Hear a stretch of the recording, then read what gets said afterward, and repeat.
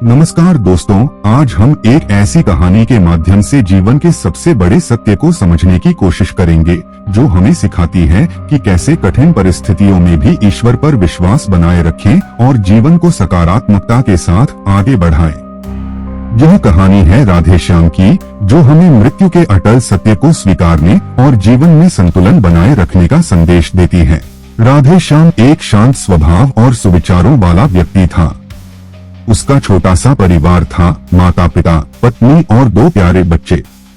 वह कृष्ण का अनन्य भक्त था और अपने आसपास के सभी लोगों से प्रेम करता था। जरूरतमंदों की मदद करना, किसी को दुख न देना और सब पर दया भाव रखना उसकी आदत थी।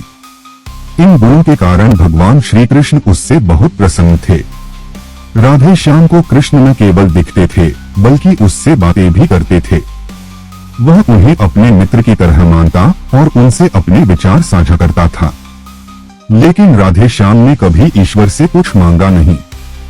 वह हमेशा खुश रहता क्योंकि उसे। लेकिन एक दिन राधे श्याम के जीवन में एक कठिन समय आया।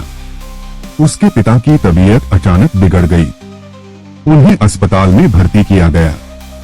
राधे श्याम ने डॉक्टरों से उनके ठीक होने की मिन्नतें की, लेकिन डॉक्टरों ने कहा कि अब केवल भगवान पर भरोसा रखें। राधे श्याम ने अपने मित्र श्री कृष्ण से पूछा, मुझे क्या करना चाहिए? मेरे पिता को बचा लो। कृष्ण मुस्कुराए और बोले, राधे श्याम, मृत्यु एक अटल सत्य है। इसका सामना हर किसी को करना पड़ता है। तुम्हारे पिता को समय पूरा होने पर जाना ही होगा, लेकिन इस समय तुम्हारा कर्तव्य है कि उनकी सेवा करो और उन्हें सुखद पल दो। राधे श्याम ने कृष्ण की बात को समझा और अपने पिता की पूरी सेवा की। लेकिन कुछ समय बाद उसके पिता स्वर्ग सिधार गए। राधे श्याम को गहरा दुख हुआ, लेकिन कृष्ण की सीख ने उसका मन शांत रखा। दोस्तों, राधे श्याम की कहानी हमें यह सिखाती है कि मृत्यु जीवन का एक अटल सत्य है। इससे भागना संभव नहीं। जब हम अपने किसी प्रियजन को खो देते हैं तो दुख होना स्वाभाविक है, लेकिन उस दुख में फंस जाना गलत है। कई बार हम इतने बेबस हो जाते हैं कि सामने खड़ा जीवन और उससे जुड़े लोग हमें दिखाई ही नहीं देते। लेकिन जो व्यक्ति इस सत्य को स्वीकार कर लेता है, उसका जीवन हल्का हो जाता है।